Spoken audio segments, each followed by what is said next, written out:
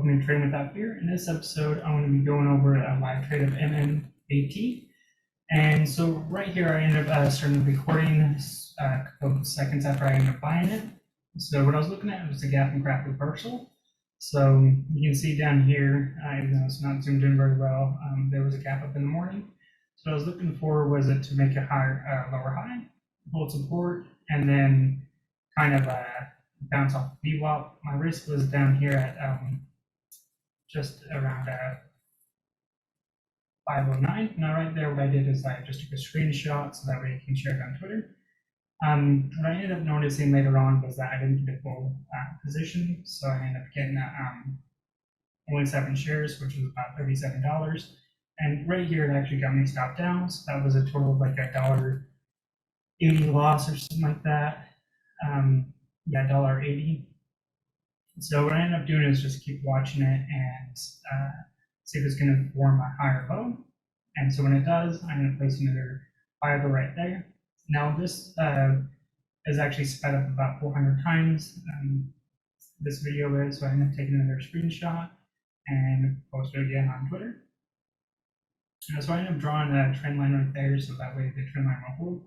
Now you can see that my stop loss is down around the 490s mark. At this point, what I'm doing is I'm actually thinking whether or not the 490s is a good level to risk off of, and debating whether or not I want to actually move my stop loss up. But right now, I'm just waiting to see if that trend line is actually going to hold. Now, what you also might notice is on the bottom of the screen, I do have the level 2s. Even though I have the level 2s on there, I don't really trade off the level 2s. A lot of traders put too much emphasis on what the level 2 data means. Because level 2s are manipulated, I don't really put too much emphasis on them. The way that I trade is mechanical trading, purely based off of the chart and price action. So even though they're on there, it doesn't really bother me. I don't really pay attention too much to that. And same thing with OTC trades.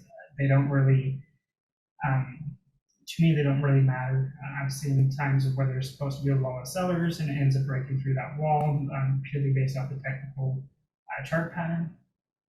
So even though I have them, I don't really use them that often, pretty much at all. I may use them just for entries, and that's about it. So on this trade, what I'm looking for is 20%. It's either going to hit my price or it's actually going to be stopped at for a small loss. Either way, I'm okay with that. So what I end up doing is I end up zooming in so that way you can see the gap up a little bit better. And so it does have a gap up around the, that'd be around the 450s or something like that, 490s. So as it's starting to push up through here, I'm not going to be doing anything, not reacting to it. Currently, I'm in a profit. But again, because I'm looking for a 20% gain, I want it to actually have a lot more volatility, a lot more momentum coming in, a little bit more volume coming in to push it up above that high. Now, with this type of strategy of being a mechanical trader, I don't want to actually take any profits off too early. Now, I could have scaled out of this trade and making for 10% and 20% if there was an opportunity to take that. Both for my strategy, a 20% move isn't that big of a deal, and it's actually not that big of a move in general. So what I generally do is just wait and let it work. And so I'll just sit here and watch it for a second.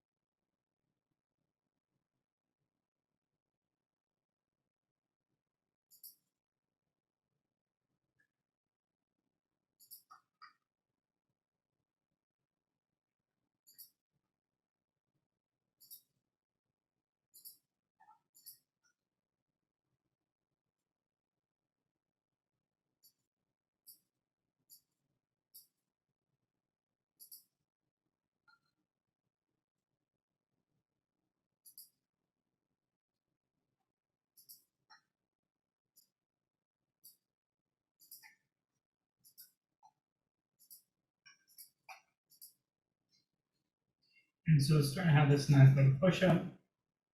At this point, I'm thinking whether or not I can actually reach new highs. The volume is starting to come in, and currently right now, I'm up about $5-6 overall, and it starts to come back down.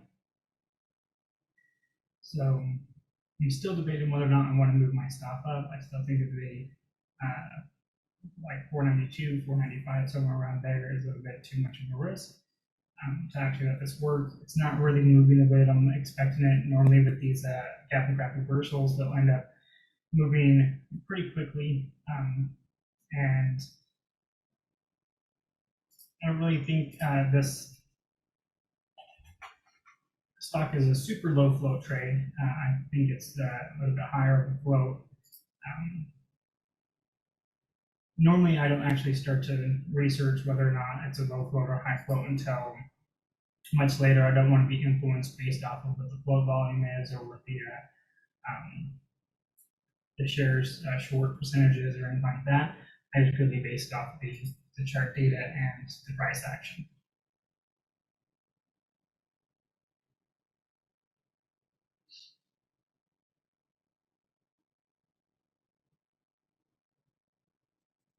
It looks to be holding that 550s level pretty decently.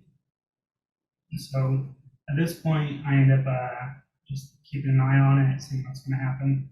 I still don't know if it's going to be breaking out of that 560s. The volume is starting to die down. You can see down here. So unless more volume comes in and tries to push it up, I think it's actually going to fail this level and it starts to come back down.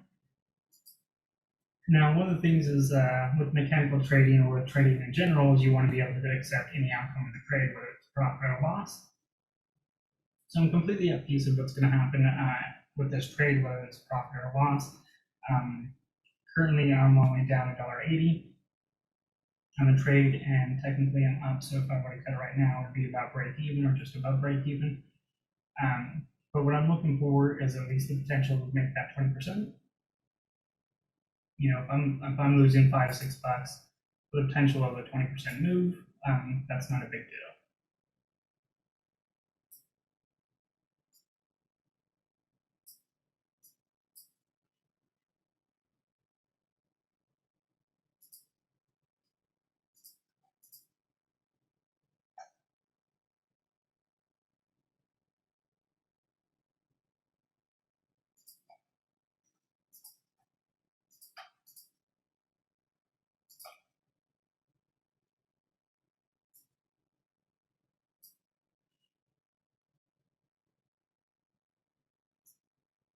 And it's starting to fail below VWAP. So at this point, I'm pretty sure that the chart's going to fail on the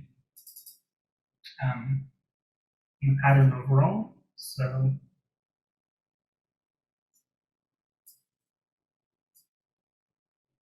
and I'm drawing another trend line or extending my trend line just to make sure that it's going to potentially hold that and to technically break another higher low. And I thought maybe at VWAP it can try to hold that level and potentially continue on.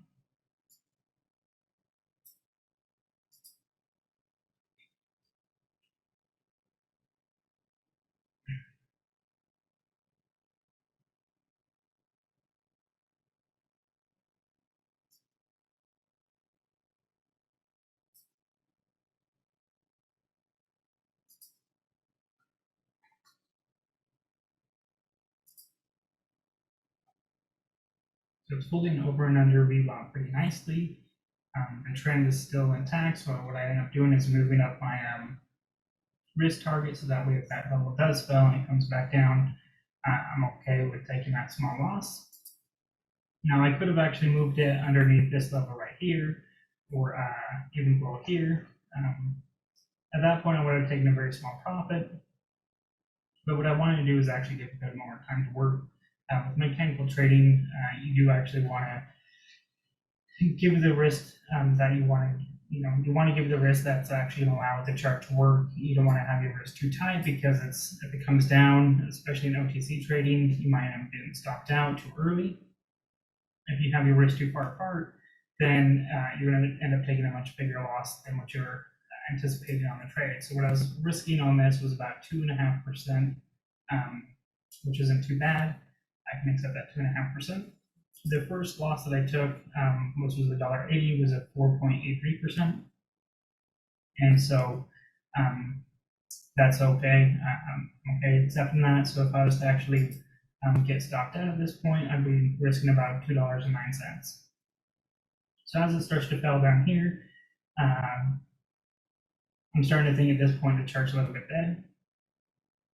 Now it's potential that it could actually hold this level right here and potentially bounce off that. So I just want to give it a little bit more time. Now, the mechanical trading, the way that I trade is it's either going to hit your loss or it's going to hit your profit target.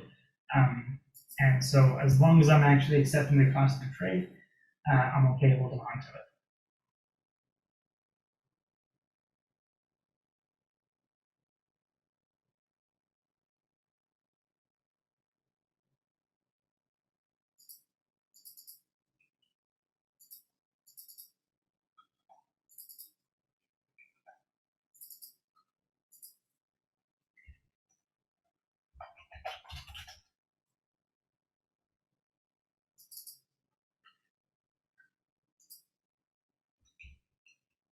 You hear me clicking? Okay, so right there I ended up getting stopped out of the trade. I'm just going to leave it recording here for a moment just to see if the decision was correct, see if it bounces off my level, because I did put it kind of at a support level as well. Now, generally, when I end up picking my risk level, I pick on the highest probability of the trend change or the highest probability of the chart failure. So if it doesn't actually hold this level, the 5-10 mark, and starts to reverse, then that means the chart's dead. So if you're watching this in the future, you can always pull up the chart and see for yourself. The ticker is MMAT. The date is the August 30th. And when it starts to actually, struggle at this level, that kind of confirms that my decision was right on the risk area, and looks like the chart's going to start to fail.